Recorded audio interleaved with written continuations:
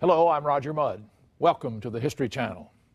What is it that causes people to betray their country? Is it money? Is it politics? Is it the challenge of beating the system? Or is it the excitement of living on the edge? Whatever the motive, in the 1980s there seemed to be an epidemic of traitors who had access to America's deepest secrets and who sold them to the Soviet Union. Our program looks at 4 traitors, one from the Navy, one from the FBI, one from the CIA, one from the NSA. Join us now as the History Channel presents Traitors Within the Deadliest Decade. The intelligence community, in assessing damage, spied for the Soviet KGB and received $1 million.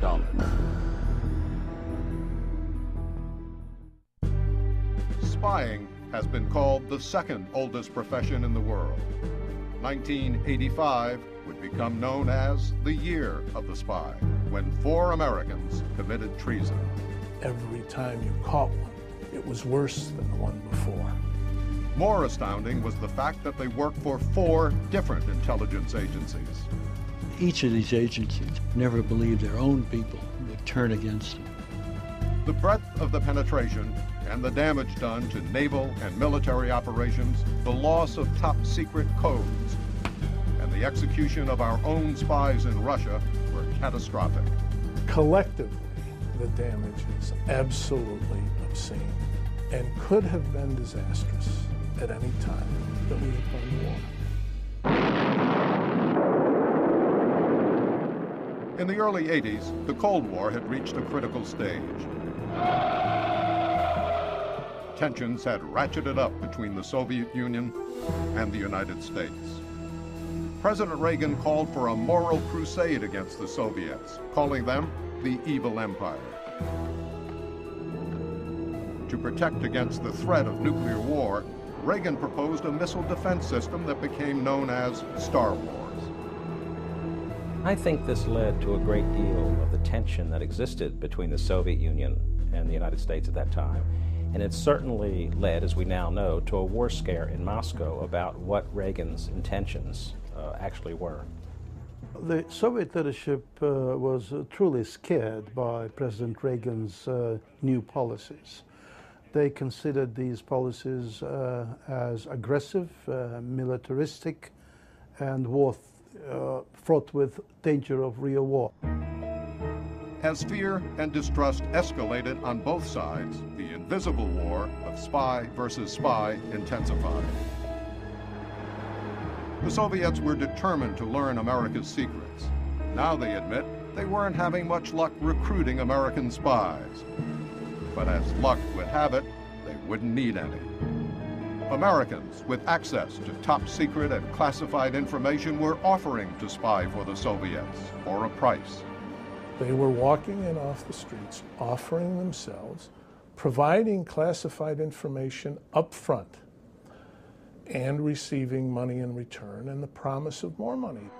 These spies weren't motivated by a fervent belief in communism, like the spies of the 40s and 50s, Julius and Ethel Rosenberg and Rudolf Abel.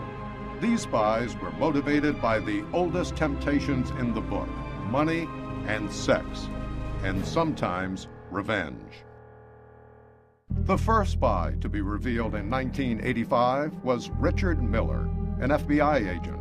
It was the first time in history that the FBI had arrested one of their own for espionage. Before Richard Miller came along, the idea that an agent of the FBI could be disloyal to his country was inconceivable. Now it isn't. Miller, a 20-year veteran of the FBI, was a far cry from James Bond, or television's version of an FBI agent, as even his lawyer admitted. He was certainly no Ephraim Zimbalist Jr., and he was, in fact, much closer to an overweight Inspector Clouseau. Miller had been chastised by the agency for being obese and for selling Amway products out of the trunk of his car. He was viewed as a loser by most of his fellow agents. At age 47, Miller's private life was in shambles.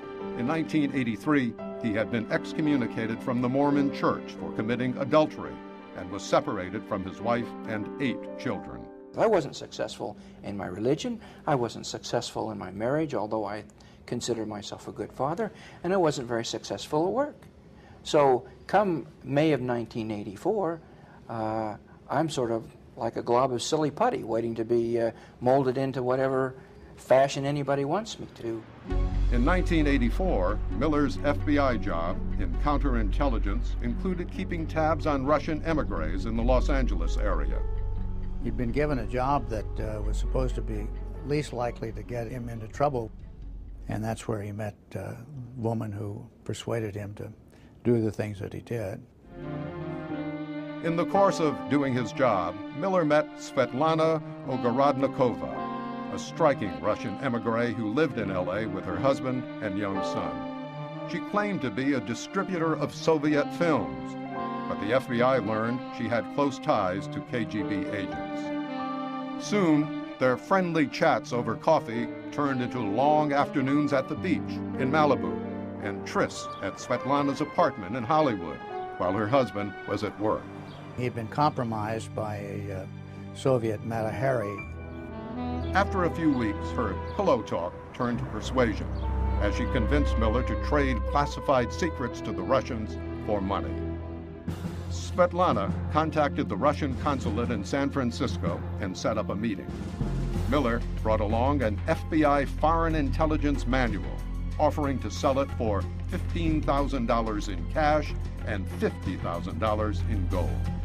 The Soviets were interested and proposed a second meeting with the KGB in Vienna, Austria. Okay, they're both in her car and they're driving away. But the FBI had been tipped off by an informant about the couple's visit to the Russian consulate. I can't really detail how he was found. I think some of that's still classified, but his credentials showed up on some documents we were able to obtain by sensitive means, and it didn't take long. This is your heart, right? Yeah. Taking my heart and just... The FBI began surveillance on each of them and tapped Svetlana's phone. On October 3rd, before their imminent trip to Vienna, Miller and Svetlana were arrested. When questioned by the FBI, this rather pathetic wannabe spy broke down. Miller defended himself, claiming he was trying to demonstrate his value to the FBI by setting himself up as a double agent to spy on the Russians. It was a last-ditch effort to save his career. My overriding emphasis was, hey, Richard, you're in trouble with your job. This is your last chance to save your career and so forth. So I pulled all the stops, and nothing would deter me from my objective of trying to get myself back into good graces, because I only had a couple of years before I would have retired. The jury didn't buy Miller's story and found him guilty. Richard Miller was sentenced to 2 life terms plus 50 years. The sentence, on appeal, was reduced to 20 years in prison. Svetlana received 18 years and continued to deny she was a modern-day Mata Hari. I'm not guilty of this crime. Like I say, they accused Mata Hari before, 100 years ago. Now they say she's not guilty. She's helped to friends. I'm not guilty of this crime. After Miller's arrest, many wondered why he hadn't been fired by the FBI years ago. A lot of people early on didn't want to look at it hard and long and with the kind of critical eye that is necessary in order to clean it up. I don't regard the Miller case as being a particularly damaging case for the country, but it was a real jolt to the FBI to think that one of their own would behave in that way. The intelligence community seemed to view this as an isolated case. But the next spy arrested in 1985 would prove how disastrous a mistake that could be.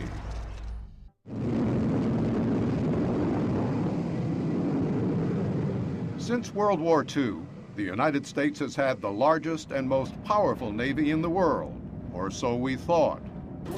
But in 1985, when former Navy man John Walker and his ring of spies were arrested, the government was astonished to discover that the naval fleet had been systematically sabotaged for 18 years. The most damaging thing they really did was to provide the Russians with real hard data on how good our submarines were.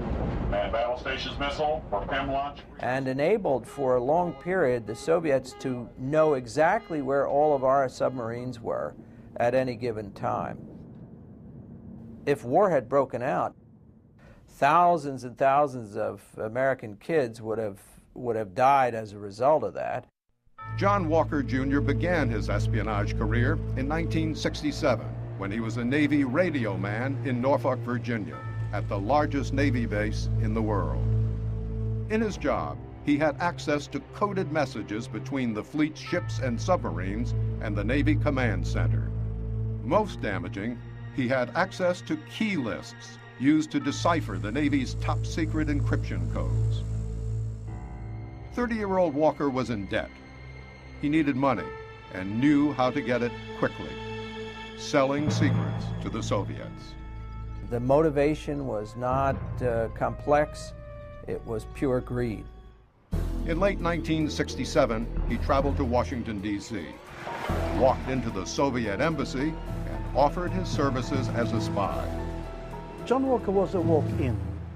He was one of those volunteers who came to the Russian embassy, Soviet embassy, in my time. In 1967, Oleg Kalugin was then the KGB officer stationed at the Soviet embassy in Washington. He would supervise Walker's meetings with his KGB handlers. Had the military conflict erupted between the two superpowers at the time, the compromised cryptographic material provided by John Walker would have had war-winning implications for the Soviet side.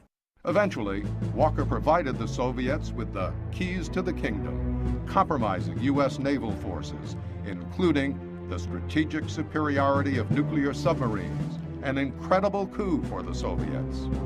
Walker gave the Soviets daily code settings for the KL-47 encryption machine that encoded and decoded top-secret messages for the American fleet.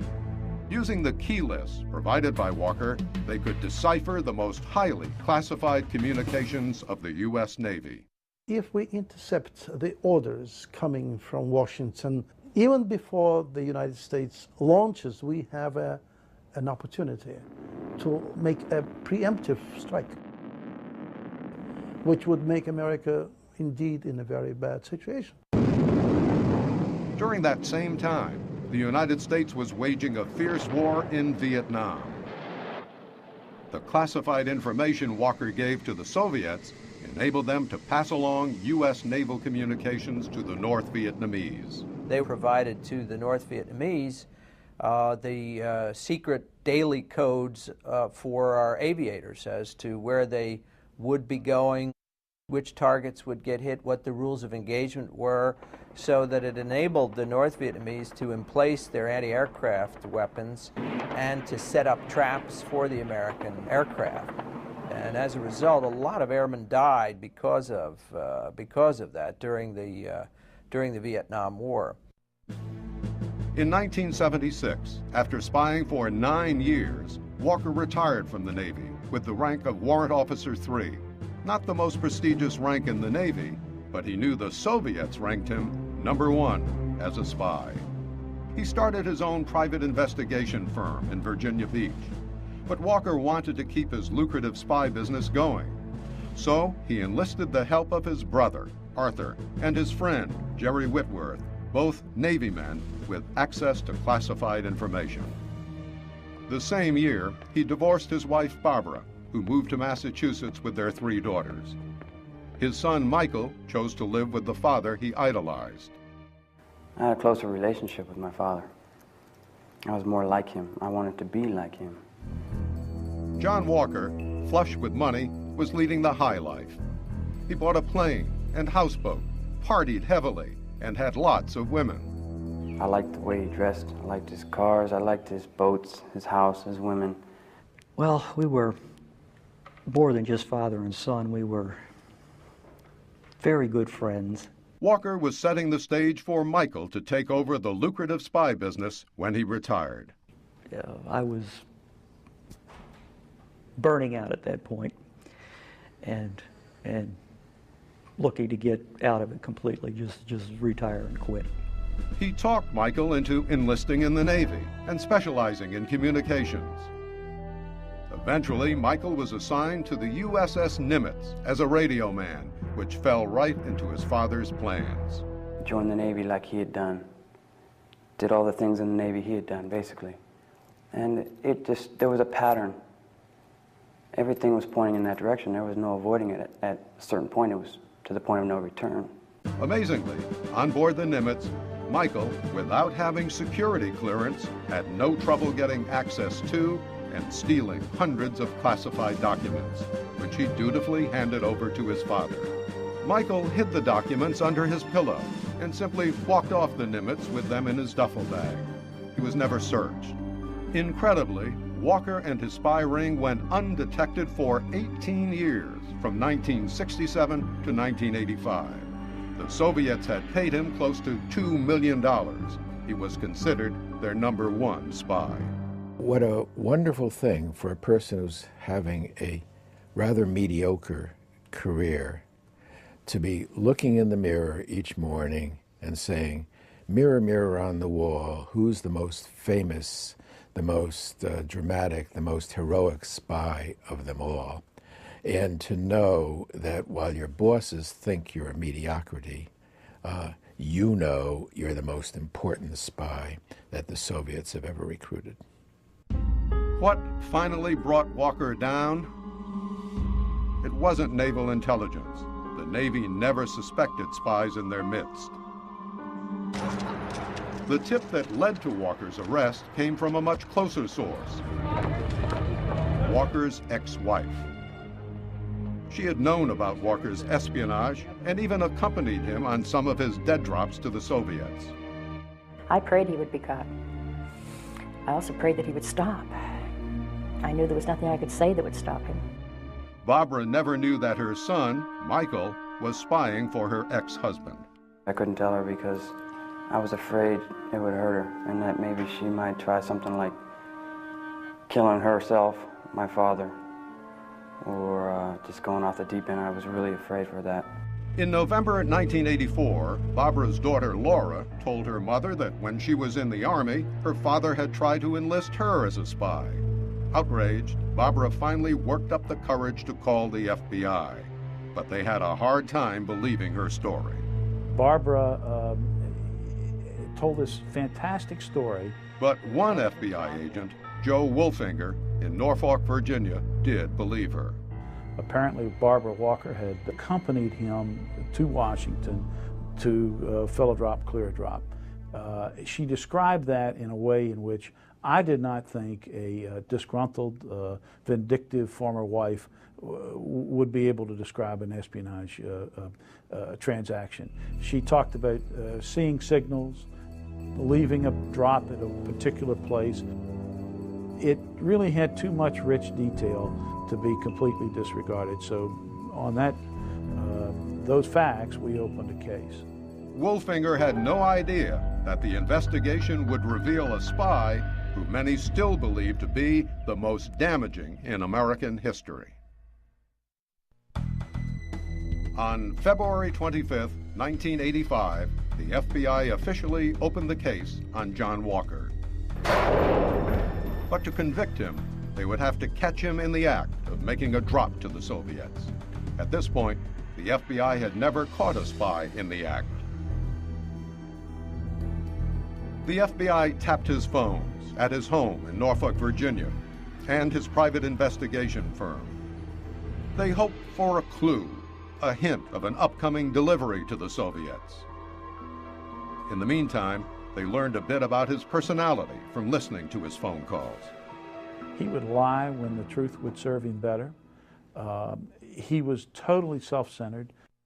The FBI tapped Walker's phones for a month, and finally, it paid off on May 16, 1985. They overheard a telephone call that sounded suspicious. And it was his mother telling him that his favorite aunt had, as she said, cashed in her chips, meaning, of course, that she had died. And John's mom wanted him to come up to Pennsylvania and attend the funeral. And he begged off and said that he couldn't come. He had something to do that no one else could do. Well, as an investigator, that raises my antennae. That weekend, Joe Wolfinger and FBI investigator Bob Hunter ordered surveillance teams and a helicopter to cover Walker's comings and goings. That Sunday, Walker came out, packed his van with a duffel bag, and backed out of his driveway. The FBI hoped this was the real thing and not a wild goose chase. So now we're heading to D.C. It's getting very exciting at this point. As they reached the state line, Wolfinger and Hunter turned it over to another FBI team, while they went to the FBI headquarters in D.C. to monitor the chase. Wolfinger and I were in the command center about 20 minutes, I guess, when the words that you never want to hear on surveillance came piping through the radio. Anybody have the eyeball? We've lost them. So we agonized there in that command center for 4 hours. We didn't know where John was. Finally, they picked up sight of Walker's Chevy Astro van again at 7:45 p.m. Everything was wonderful. It was a wonderful day once again. And the spirits were high, and we were hard on the task immediately. They followed Walker to an intersection in the backcountry roads of Maryland. The Soviets had prepared obsessively detailed maps for Walker, as well as photos of the signal and drop sites. Walker got out of his car at a stop sign and placed a 7-Up can under it and left. It was a signal to his KGB contact that he would make a drop later that night. Walker drove off, and the FBI continued its tight surveillance.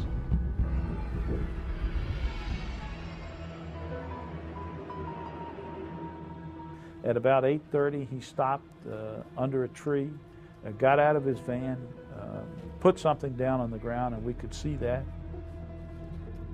After Walker left the scene, the FBI rushed in. Agents found a brown paper bag filled with bottles and junk, but buried under the garbage were reams of classified documents. One of the agents came on the radio, and there was some excitement, and he said, I've got it, I can see it. It's got secret stuff in it. And at that point, we had an almost perfect espionage case against John Walker. When the agents searched the bag, they found 129 classified documents from the USS Nimitz, where Michael Walker was assigned. They had the evidence. Now they needed the spy. They followed Walker back to the Ramada Inn in Rockville, Maryland, room 763. He was signed in under an assumed name, John A. Johnson. At 3:30 a.m., an FBI agent posing as a desk clerk called Walker in his room. Mr. Johnson, you driving a Chevy Astro van, license so-and-so? Would you mind coming down to the desk? Someone just ran into it, and we need to, talk to the police, get the insurance, whatever. And of course, when he comes out, we're going to effect the arrest. Bob Hunter and his partner were ready to nab him as he reached the elevator. We knew that we had probably the biggest spy that there has ever been in this country. So the adrenaline is really flowing, and the heart is going, and we are ready. Finally, they heard Walker's door open and close and saw him approach the elevator. As he reaches for the elevator button with his left hand, he heard us move, and he wheeled around with his gun on us. We were close enough that I could see the bullets in the cylinder of his revolver. You know how you hear things are slow motion in some situations? Well, that's what this was. And I'm watching him with this pistol in his hand, and I could see those bullets.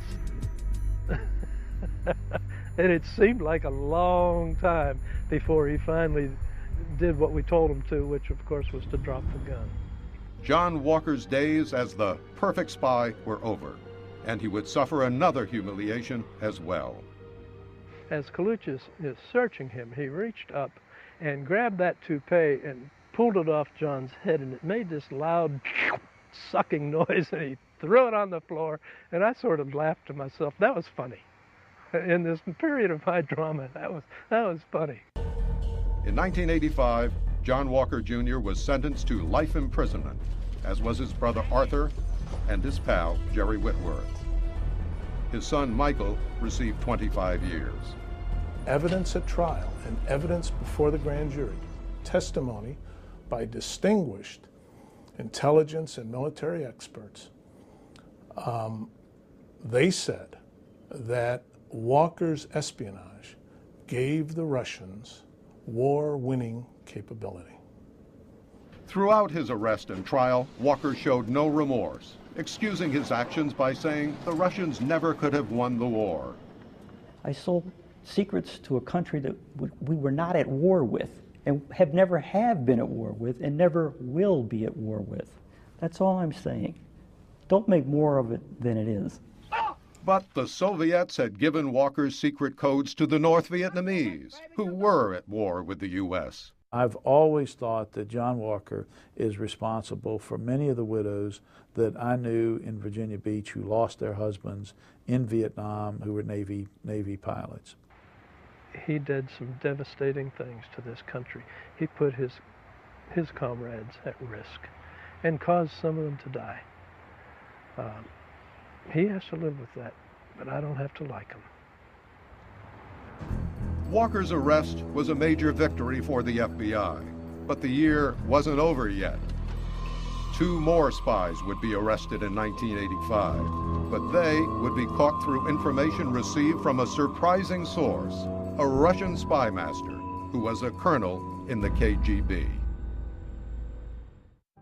Aftershocks were still being felt following John Walker's arrest, when another bombshell hit the intelligence community in the fall of 1985. It would come from a very reliable but surprising source, a senior officer in the KGB, Vitaly Yurchenko. On August 1st, 1985, Yurchenko visited Rome, contacted the American embassy, and asked for asylum. He claimed to want freedom and a better quality of life, but what he didn't mention was that he also hoped to reignite a love affair with the wife of the Russian ambassador, now in Canada. The next day, he was flown to Andrews Air Force Base outside Washington, D.C. It was a very festive atmosphere there. We certainly were looking forward to getting a lot of information from Yurchenko. The FBI and CIA started debriefing Yurchenko immediately at a safe house in Virginia. The first question is always, do you know of any imminence of war? And then the second one usually is, and always is there somebody that we should watch out for, that you want to tell just the director of Central Intelligence? And the implication everybody knows it, I think, is that is there a spy in the government? Yurchenko would astonish them when he told them not 1, but 2. He didn't know their names, but he described them and said one worked for the CIA. Yurchenko said his name is Robert, which was his code name, and he's being trained to go to Moscow. Well, the CIA knew right away that had to be Edward Lee Howard. Edward Lee Howard had been one of the bright young Turks at the CIA. Before joining the agency in the 1970s, he had been with the Peace Corps in Colombia. In 1981, at 30, he applied for a job with the CIA. Only 2 years later, in 1983, he was chosen for a select post in Moscow.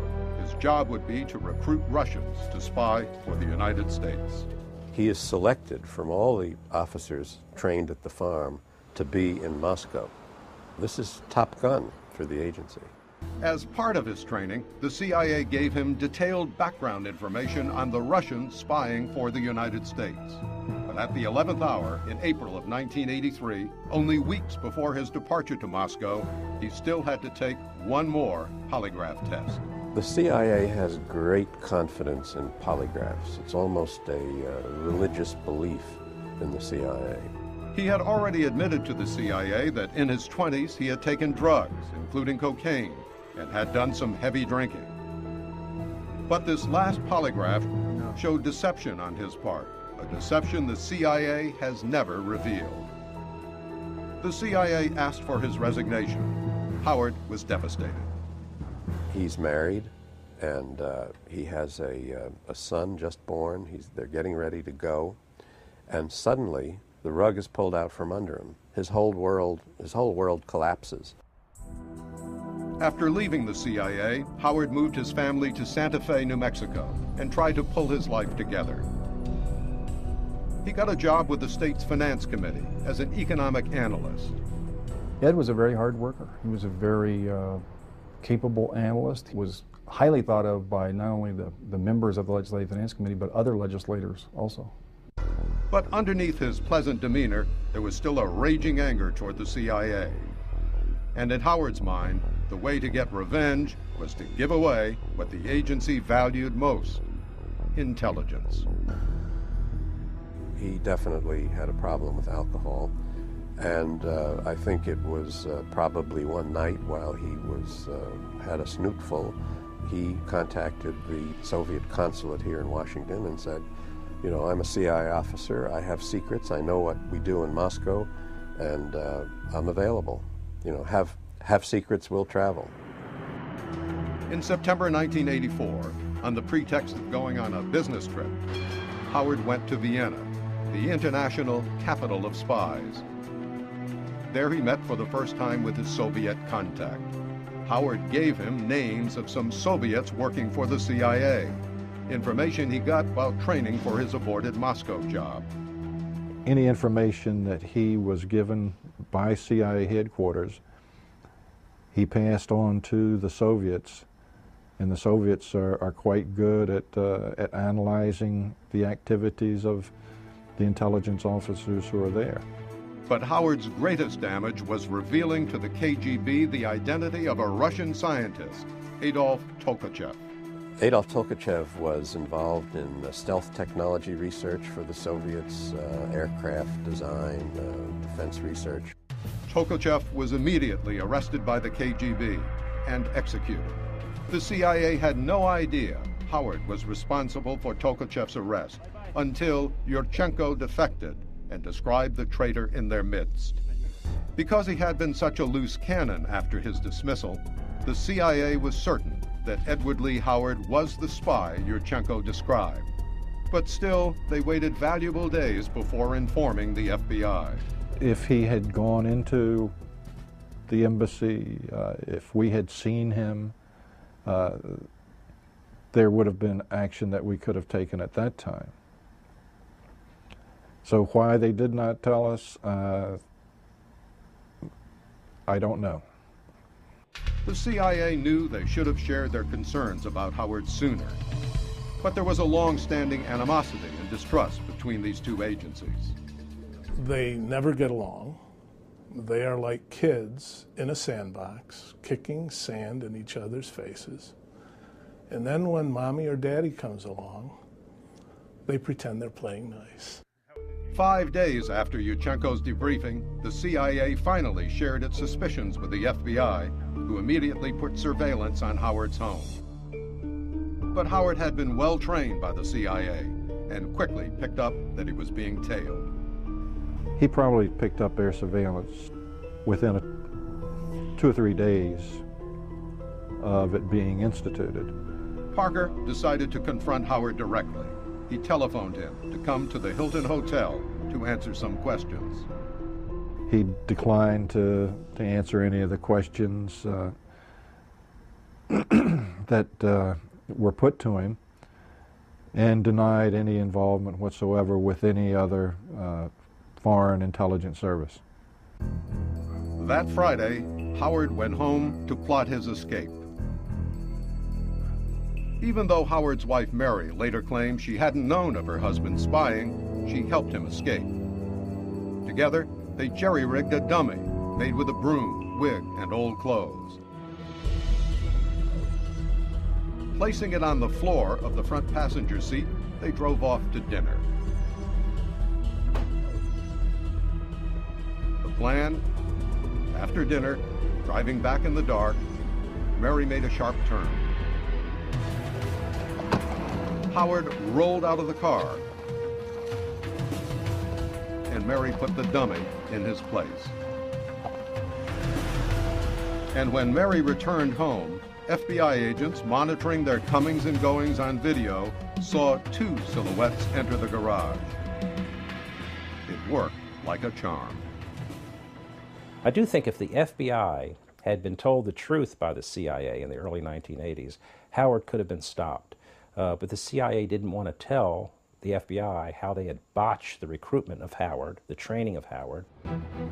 Howard made his way to Latin America, then Europe, and finally Moscow, where the KGB welcomed him with open arms in late June of 1986. Shortly after, he appeared on Soviet television to tell his side of the story. Я был эмоционально истощен. Для меня это была унизительная процедура, потому что мое собственное достоинство было поставлено. Howard has lived in Russia since 1986. His wife Mary didn't join him, and they were divorced in 2000. Howard married a Czech woman and lives in a dacha provided by the Russians with a housekeeper and gardener. A man who betrays his country and gives away secrets, and he virtually closed down the Moscow station of the CIA. It becomes hard to argue that he really had no quarrel with his country, but that's how he feels, that somehow his fight was with the agency and not with America. And in one of history's strange ironies, Howard lives in the same country as the man who helped identify him to the CIA and FBI, Vitaly Yurchenko. Only 3 months after defecting to the United States, Yurchenko did an about-face and returned to Russia. He claimed he had been drugged and kidnapped by American agents. The KGB welcomed him back as a great PR coup, even though the KGB knew the real reason for Yurchenko's return. He hadn't been able to rekindle his love affair with the wife of the Soviet ambassador in Canada. But before Yurchenko returned to Russia, he had told his FBI and CIA debriefers about yet another spy within the U.S. intelligence community, a spy who had access to highly classified information from the most secretive agency of all, the National Security Agency.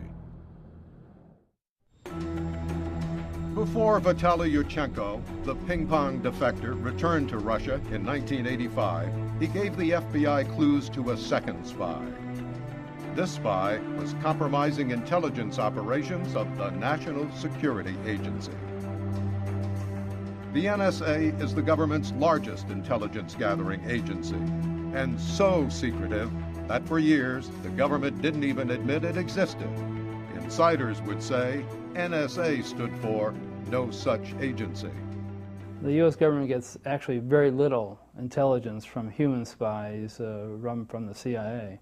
Most of it comes from electronic eavesdropping, code breaking, and other activities done by the National Security Agency. Yurchenko said the Americans selling NSA secrets to the Soviets had the code name Mr. Long. He had met him once, but did not know his real name. Hello, sir. Yes. The FBI went into its archives. I am in with the United States government. And found a wiretap of the Soviet embassy in 1980 with the voice of an American requesting a meeting. I have some information to discuss with you and to give to you. I think it would be better not to discuss it on the phone. NSA personnel quickly identified the voice as that of a former employee, Ronald Pelton. I can be there in 2 minutes. Okay. He had a very sensitive job. He knew where a lot of the NSA's most sensitive eavesdropping activities were taking place in Russia. Pelton had worked for the NSA for 14 years. 2 months earlier, he had declared bankruptcy and quit the agency. At 38, $64,000 in debt and struggling to support his wife and 4 children on his $24,500 a year salary, he thought he could earn more in the private sector. He found a job selling yachts.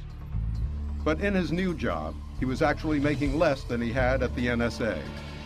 On January 14, 1980, still desperate for cash, he placed a call to the Soviet embassy. What Pelton gave away was one of NSA's biggest secrets. It was codenamed Ivy Bells, involving tapping an undersea cable in the Sea of Okhotsk. The underwater cable connected important Russian military bases and missile testing ranges. Ivy Bells gave the U.S. an inside track on Soviet military strategy. They had a submarine go to the very bottom of the sea, and then they had divers go out of the submarine holding what looked like jumper cables, basically, and they attached these cables to the Soviet undersea communications cable, using tape recorders on board the submarine, eavesdrop on those communications. It was one of the most far-ranging and successful operations in NSA's history. Pelton had blown this $1 billion reconnaissance operation out of the water. For 5 years, from 1980 to 1985, Pelton revealed secret operations to the Russians. When the NSA positively identified him, the FBI put him on 24-hour surveillance and installed wiretaps. They overheard he was planning a trip to Vienna. Fearing he might defect, like Edward Lee Howard, they called Pelton up on another pretext, asking for his help. I told him that we were FBI agents and this was a national security matter, and we needed his assistance in clearing up some questions. They told Pelton to meet them at the Annapolis Hilton, where they had set up a room for the interrogation. As soon as he arrived, they started to grill him. After a day and night of hard questioning, Pelton finally broke and confessed. He said that when you're broken and your family's without any money and desperate, you do desperate things. Unlike John Walker, during Pelton's 5 years of spying, he received only $37,000 from the Soviets. Stay on the right. But he would end up getting an even harsher sentence than Walker, 3 life terms plus 10 years. Much of Pelton's damage to national security was classified and never talked about publicly, but the severe sentence he received reveals the depth and scope of the secrets he told. 1985, an astonishing year in the annals of espionage. 4 moles within 4 different agencies, the FBI, the CIA, Naval Intelligence, and the NSA, willing to betray their country for money, sex, and revenge. The good news was that they had finally been caught and brought to justice. The bad news was the damage they caused and the lives lost because of what they did. And 1985 was the very same year that 2 of America's most infamous traitors, Aldrich Ames and Robert Hanssen, were just beginning to spy for the Soviet Union. In 1985, the FBI arrested 7 Americans for leaking intelligence secrets to the Soviets. Most of them received life sentences. But anyone who thought this put an end to such high-level treason was very wrong. You would think, because it was a year of spy, because we caught people, would have deterred people from going into spying. I think it has exactly the opposite effect. By 1985, the United States and Soviet Union had been involved in a clandestine chess game of spy against spy for almost 40 years. And during decades of deceit, fueled by threats of nuclear war, there would be no checkmate, just escalating military expenditures. But the Soviet political landscape underwent a seismic shift in 1985, when 54-year-old Mikhail Gorbachev came to power. He introduced political and economic reforms and a policy of glasnost, or openness towards the West. This welcome thaw in the Cold War rapidly led to a meltdown of the Soviet-dominated communist bloc. On November 9, 1989, the world watched as thousands of Germans, in a spontaneous explosion of emotion, began to dismantle the Berlin Wall. All of the problems of the Cold War, the big ones, were solved, when the Berlin Wall came down, when Germany was unified. I think also there was a total rejection of the communist ideology at that time. It was clear that it had failed. 2 years later, the Soviet Union itself began to crumble when 3 Soviet republics declared their independence from the Soviet Union: the Ukraine, Belarus, and Russia. By the end of the year, Gorbachev renounced the Communist Party and, on December 25th, resigned his presidency. The next day, the Soviet Union was declared officially dead. Once the totalitarian control of the Communist Party was broken, and it was broken by Gorbachev, not by Western pressure, because the Cold War ended before the Soviet Union collapsed. Once that happened, they couldn't hold that irrational system like that together anymore. However, even though the Soviet Union had collapsed, the new Russian Confederation continued spying on the United States and recruiting Americans willing to betray their country. Aldrich Ames, one of the most infamous traitors in American history, was a Soviet counterintelligence expert in the CIA. His father, Carlton, had also worked for the CIA in Burma, where Aldrich, or Rick as he was called, spent his teenage years. After graduating from George Washington University in 1967, Ames entered the CIA training program. 9 years later, he landed a choice post in America's spy capital, New York City. At the time, the CIA and FBI estimated there were over 300 Soviet spies working in Manhattan alone, most operating under diplomatic cover at the United Nations and the Russian consulate. Some of these Russians, disaffected with life in the Soviet Union, offered their services to the CIA and FBI as double agents. Ames became the CIA liaison to several of them. One was the highest-ranking Soviet ever to spy for the CIA, Arkady Shevchenko, Under-Secretary General of the United Nations. Ames was good at handling spies who had volunteered, but he wasn't very successful at recruiting new spies. Ames was considered bright but lazy. He also had a drinking problem. One of the fitness reviews for Ames, after he'd had really a dreadful series of alcoholic exploits, was something like social drinker who at times becomes overly enthusiastic. Well, he was so overly enthusiastic, he had to be taken home and didn't even recognize his own house on one occasion. However, the CIA never reprimanded Ames for his drinking.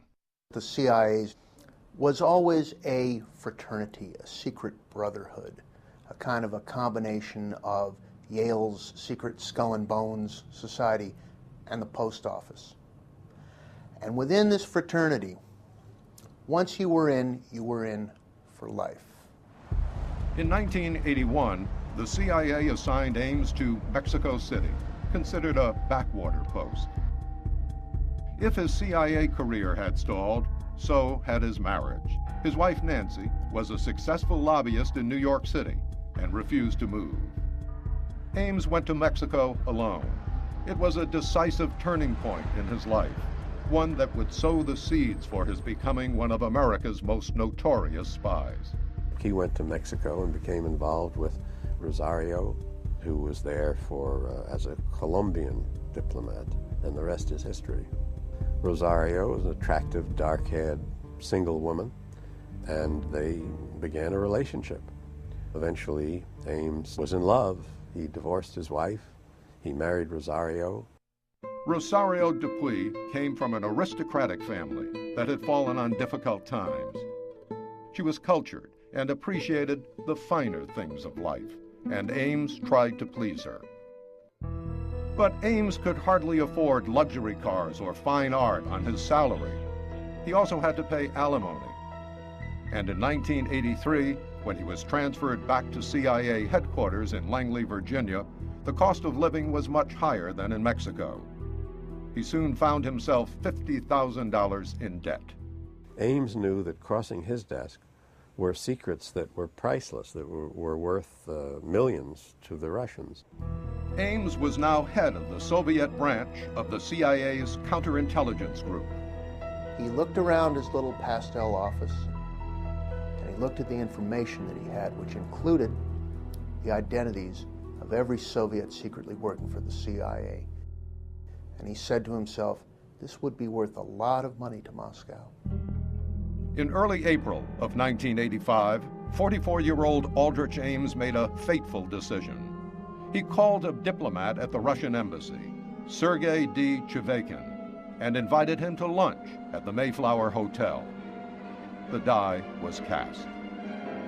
On the day of the lunch, Ames downed several martinis waiting for Chivakhin. When the diplomat never showed up, Ames marched over to the Russian embassy and demanded to see Chivakhin. Ames handed the Russian an envelope.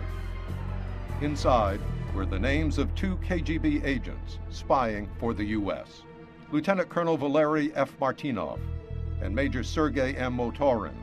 They worked right there at the Russian embassy. Ames said he had more information to give the Soviets and demanded $50,000. A week later, he and Chivakhin met for lunch at Chadwick's, a popular Georgetown pub.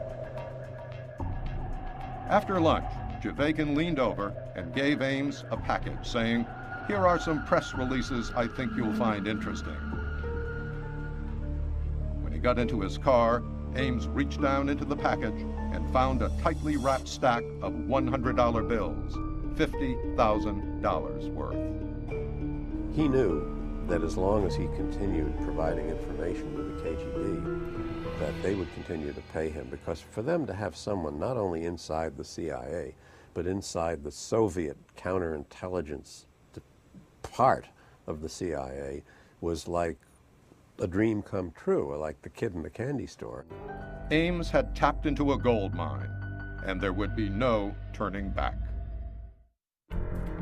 On June 13th, 1985, Rick Ames met for the second time with his Russian contact, Sergei Chivakhin. Ames gave him 5 pounds of secret documents.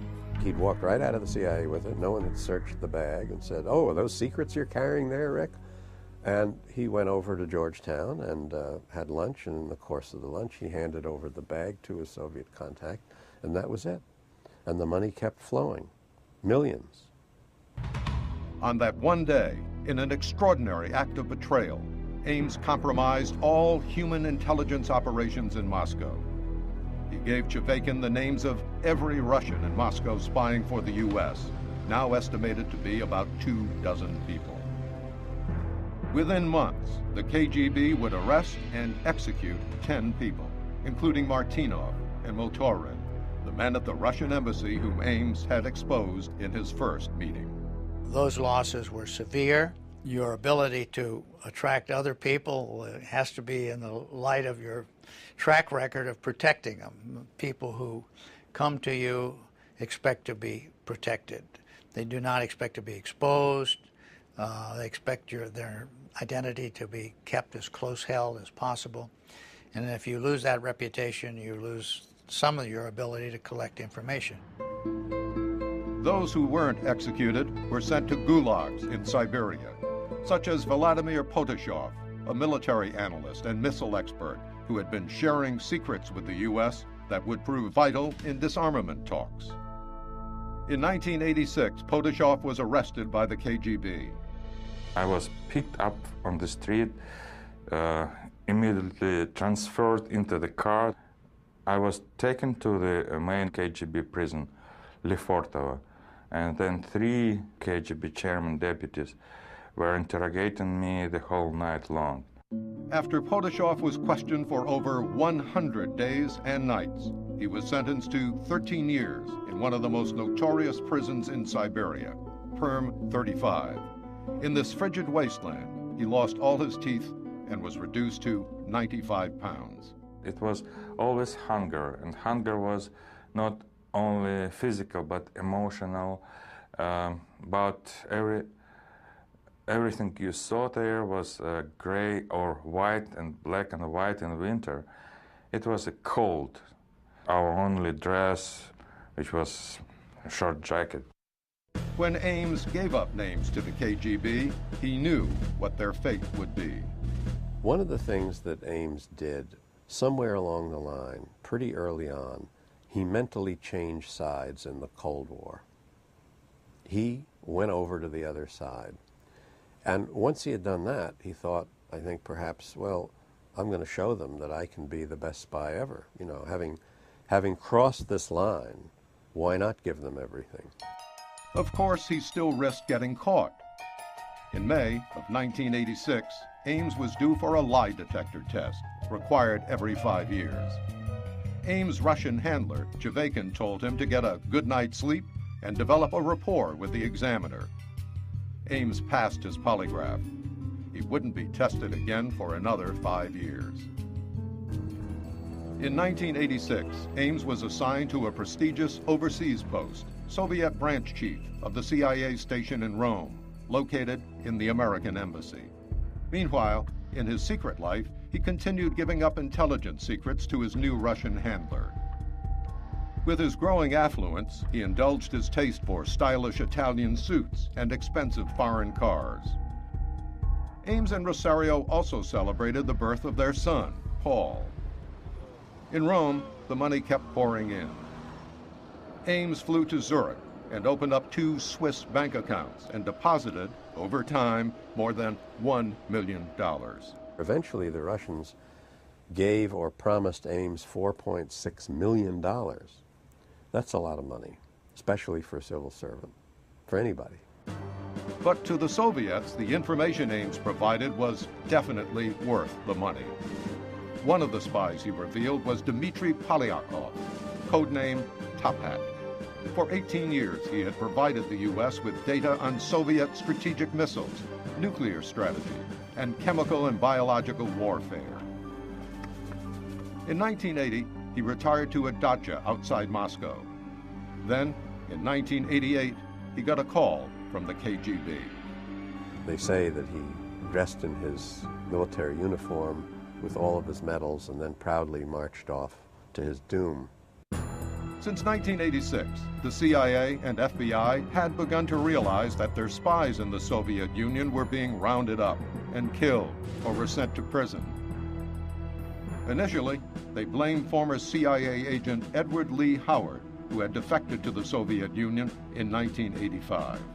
For years, the CIA thought maybe Howard is the cause of this disaster, but then they realized there's no way he could have known the names of all these agents. Between Ames and Howard, the entire stable of Soviet military and intelligence and scientific and technical people who were risking their lives to work for this country died. They were all wiped out. In 1989, when Ames returned to work at CIA headquarters, he flaunted his new wealth. He bought a new Jaguar and paid cash for a $500,000 house in Arlington, Virginia. Rick Ames was almost a classic example of a conspicuous consumption spy.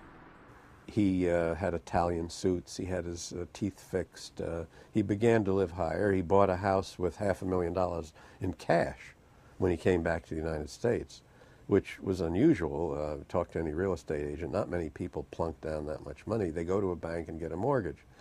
And you would say, well, these would be things that would attract attention, wouldn't it? When old friends inquired about his lavish lifestyle, he led them to believe that his wife's Colombian parents were wealthy. The CIA never questioned him. By December of 1991, the Soviet Union had disintegrated. Under the new Russian state, the KGB became the SVR, or Foreign Intelligence Service. Ames remained on the Russians' payroll and continued to be paid handsomely. Ames was recruited during the Soviet Union, and no country is going to give up that kind of asset. I mean, would we have if we had had those because the Soviet Union collapsed? No, of course not. You're not going to betray the person who's been working for you. As for the Soviet spies Ames had betrayed, the CIA refused to consider that one of their own agents might be responsible. They would not believe that the cause could be a mole. It had to be a broken code, they told themselves. It had to be a bug, it had to be a wiretap, it had to be some snafu in the communication system of the U.S. Embassy in Moscow. Not one of us. It couldn't be one of us.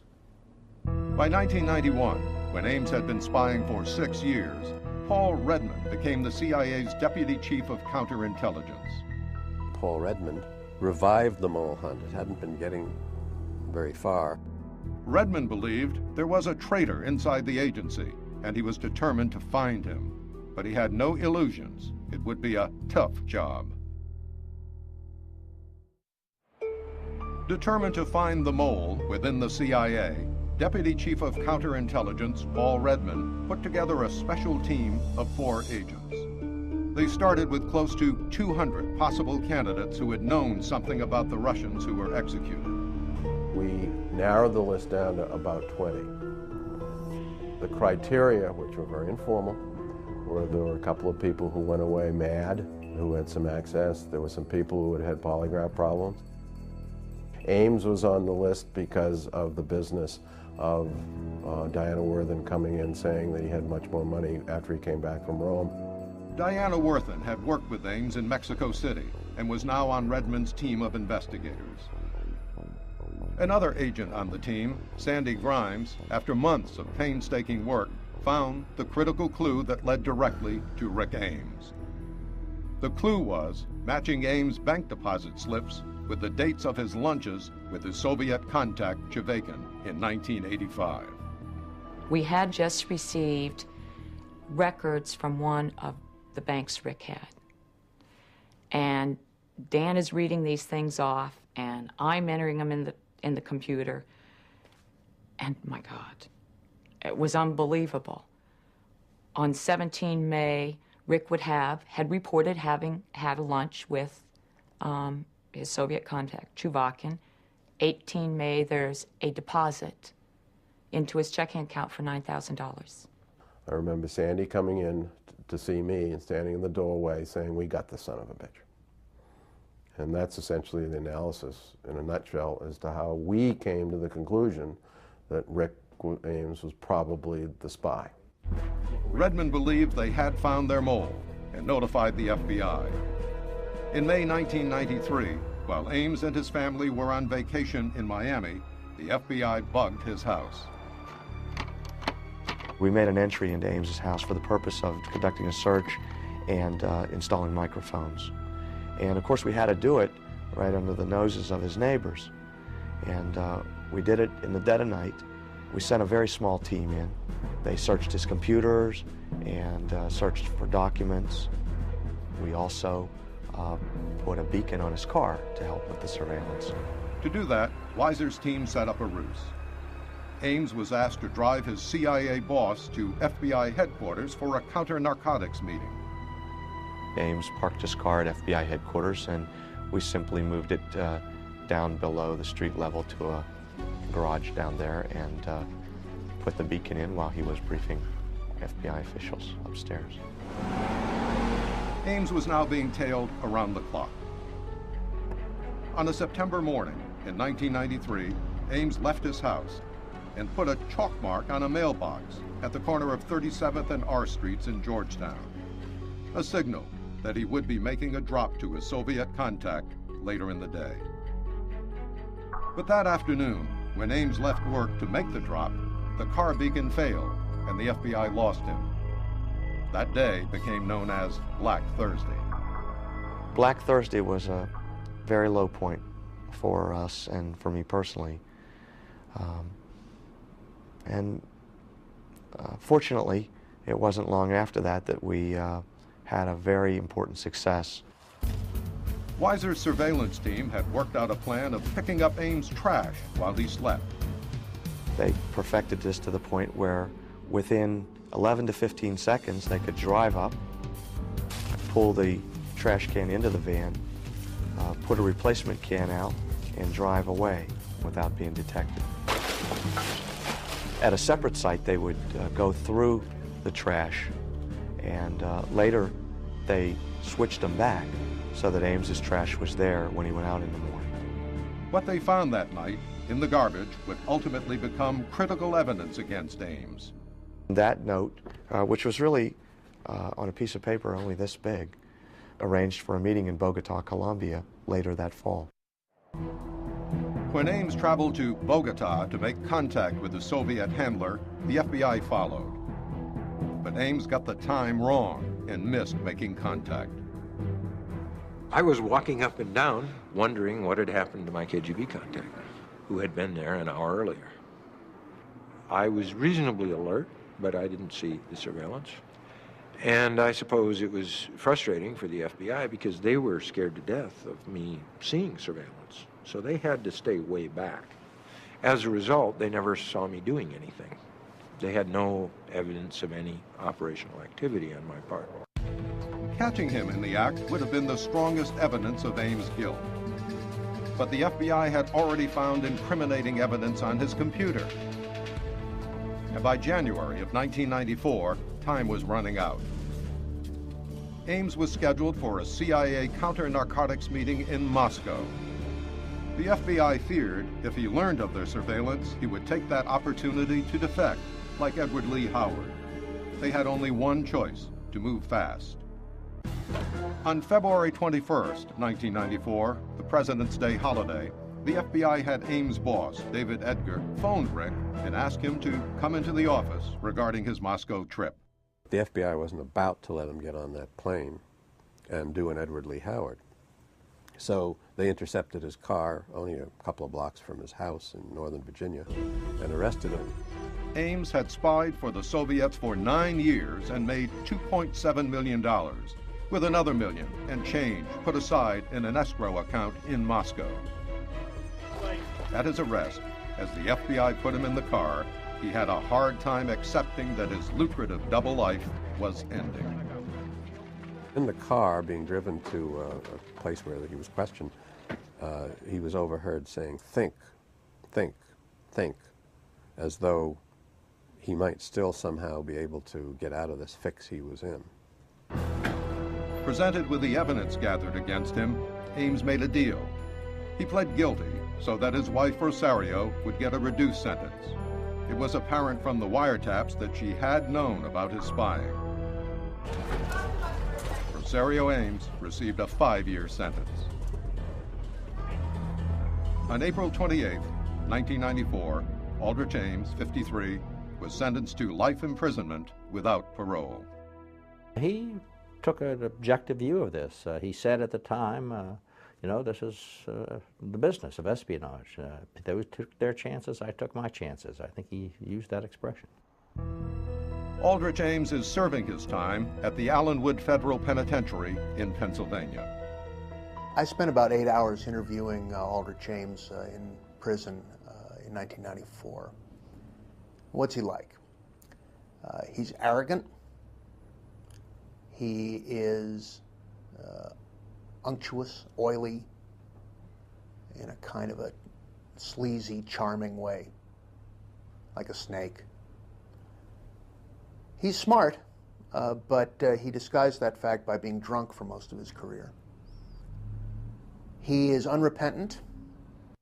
And for those he betrayed, even Ames' arrest can never bring back their lost years. What I would say to him in prison, in his prison,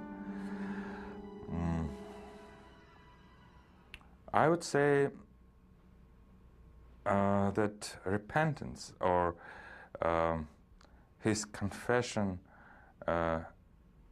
as a human being is not sufficient.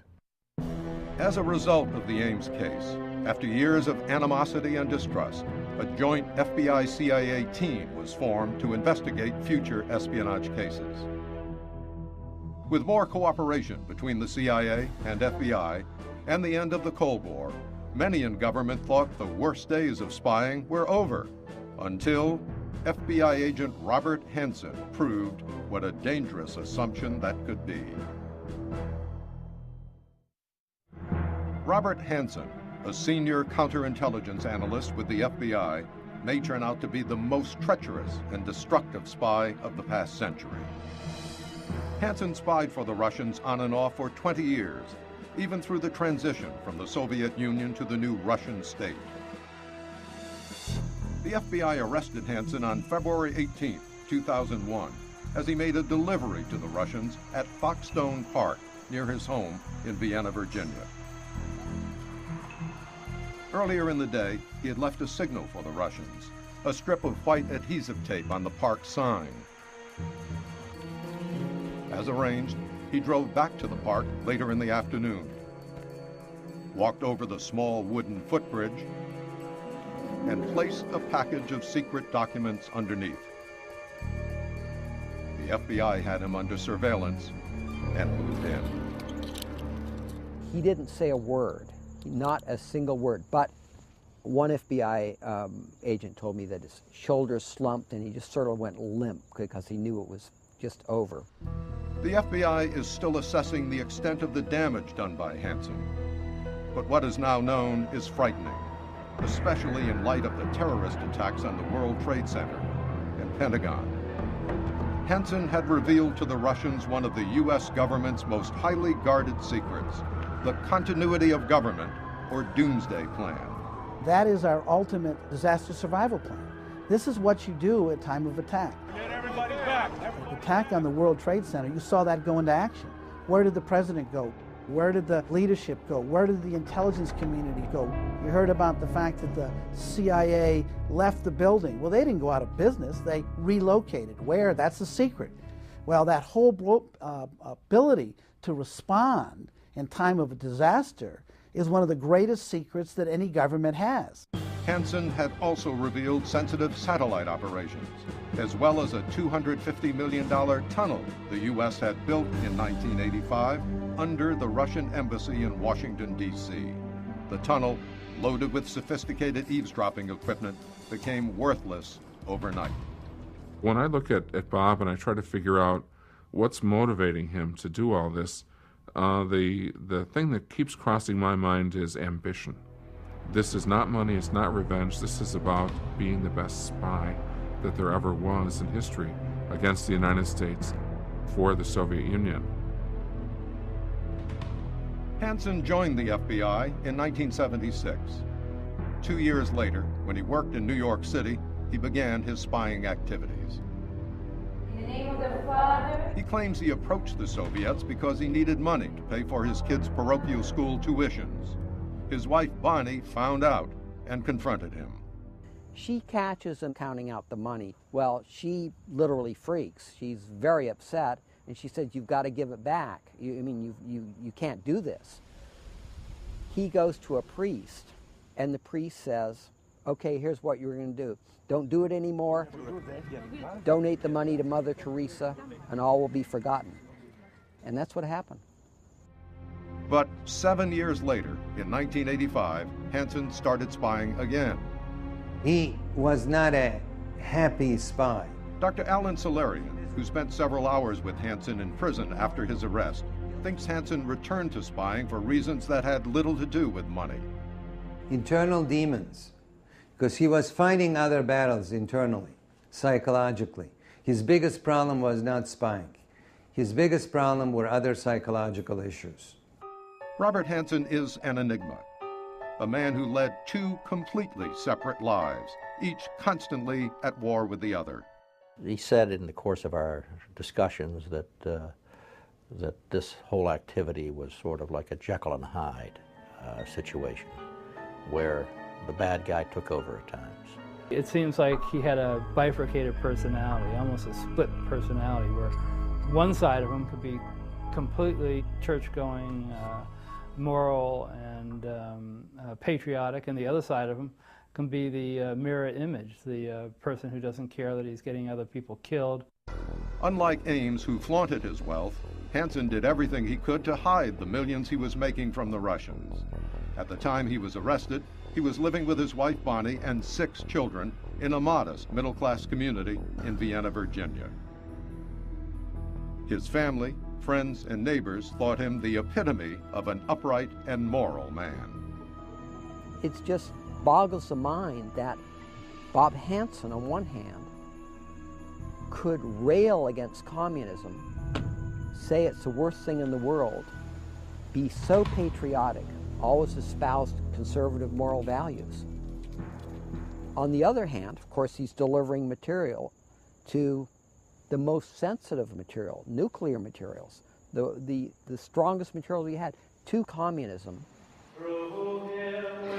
Hansen seemed more at home in a world of extremes. A convert to Catholicism, he attended daily Mass and became a member of the ultra-conservative Catholic group Opus Dei. But at the same time, the conservative, moral-minded Hansen was spending thousands of dollars on a stripper, Priscilla Gailey, who he had met in 1989 at a Washington, D.C. striptease joint called Joanna's 1819 Club. This is Victoria. She claimed they never had a sexual relationship, even though Hansen bought her a Mercedes, a diamond and emerald necklace, and took her on a trip to Hong Kong. He wanted me to go to a priest and confess. I guess he thought I had some deep, dark, secret sins, maybe, that I needed to get off my chest to change my life. He certainly gave more money to Priscilla Sue Gailey than he ever gave to Opus Dei, which shows you how twisted his mind became.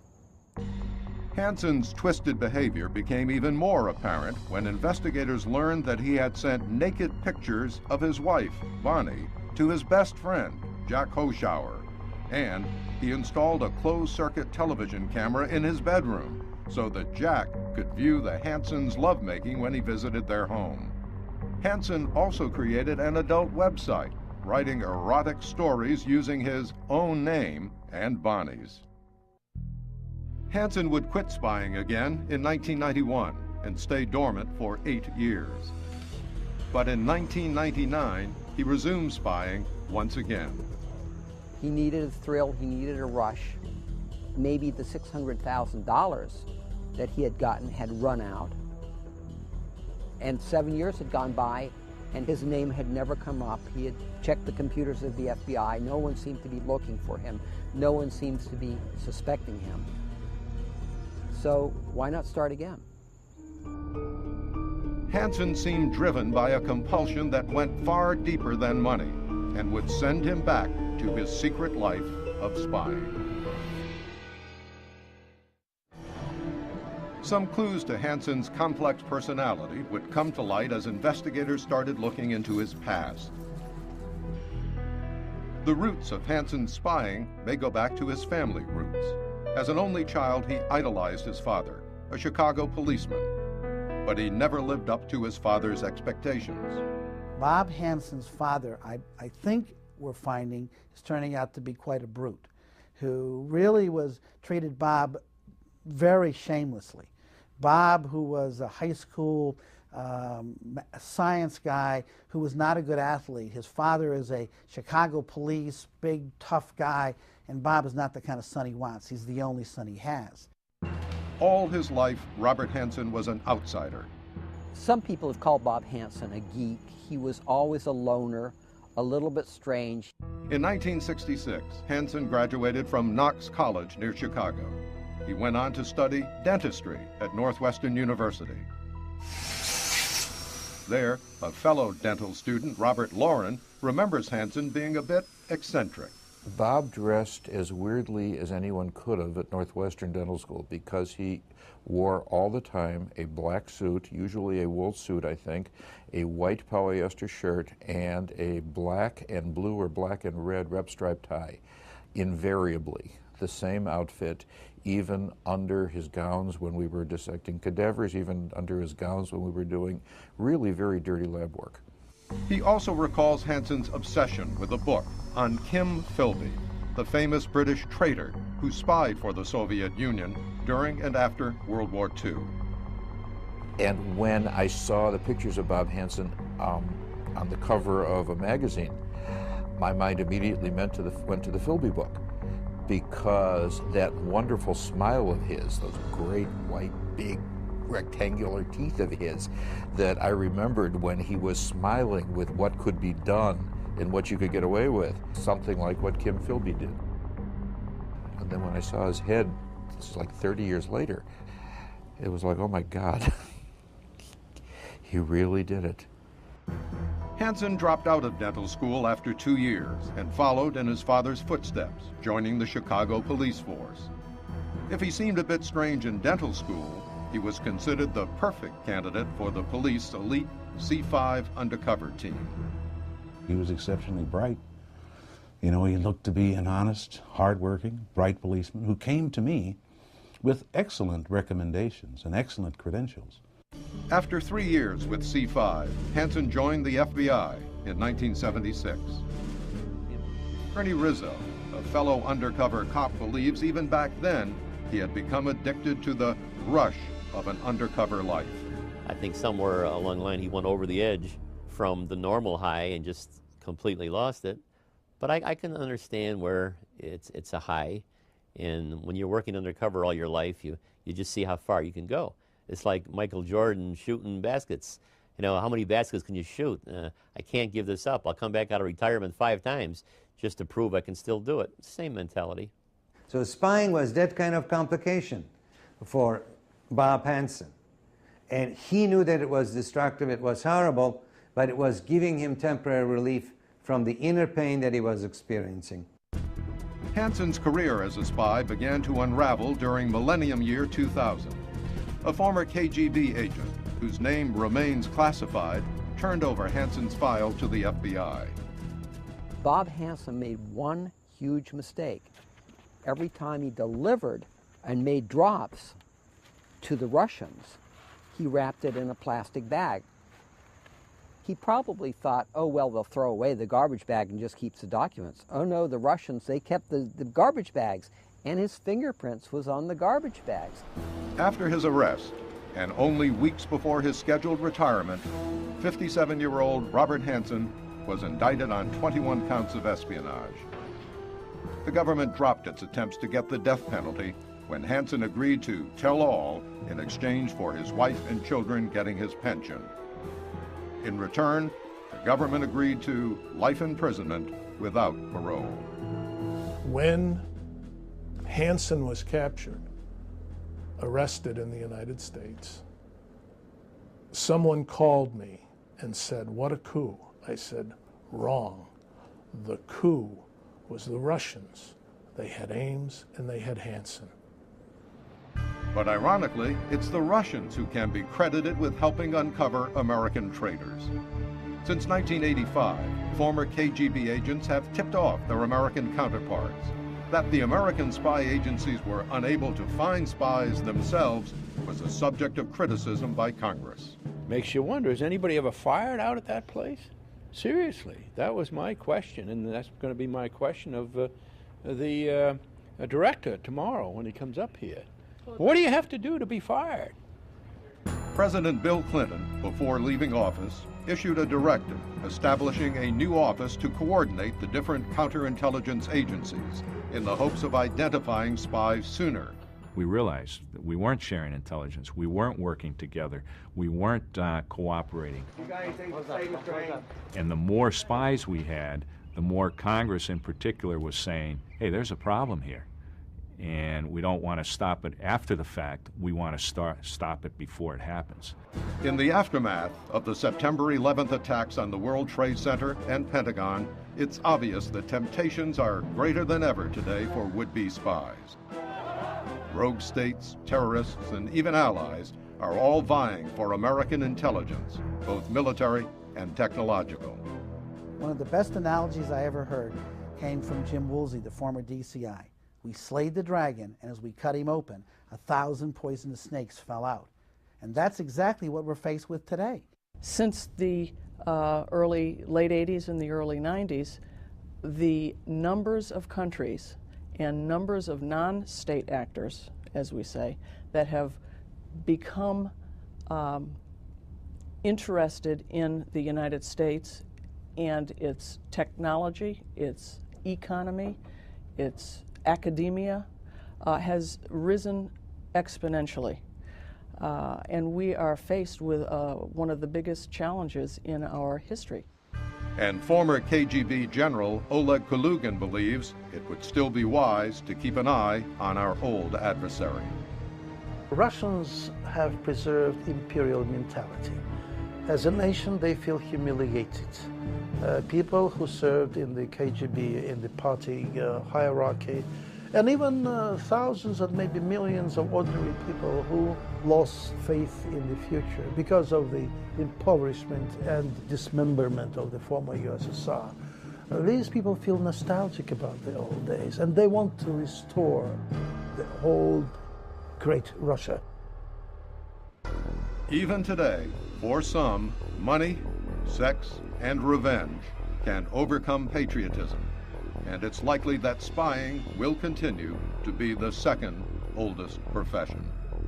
You'd have to say that with Ames operating the way he did for a decade, with Hansen at the FBI for over a decade, with the Walkers penetrating the most sensitive secrets of all for over 15 years, I don't think you could say with any assurance that we've gotten everyone, which is why they call this business the wilderness of mirrors.